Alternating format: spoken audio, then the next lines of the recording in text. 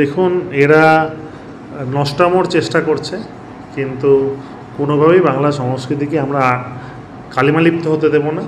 আর আজকে ছাত্রছাত্রীর ওপর যে আঘাত আনার এরা চেষ্টা করেছিল, পরীক্ষা বন্ধের চেষ্টা করেছিল, কলেজ বিশ্ববিদ্যালয়তে পরীক্ষা হচ্ছে সেগুলো বন্ধের চেষ্টা করেছিল, তার বিরুদ্ধে সকাল থেকেই তৃণমূল ছাত্র পরিষদ পথে আছে।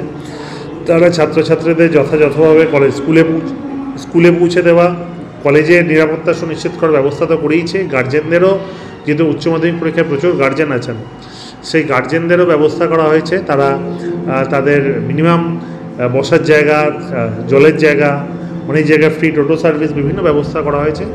আমি নিশ্চিত এই বন্ধের রাজনীতি, এই গুন্ডাগিরির বিরুদ্ধে বাংলার মানুষ তো গর্জে উঠেছেই।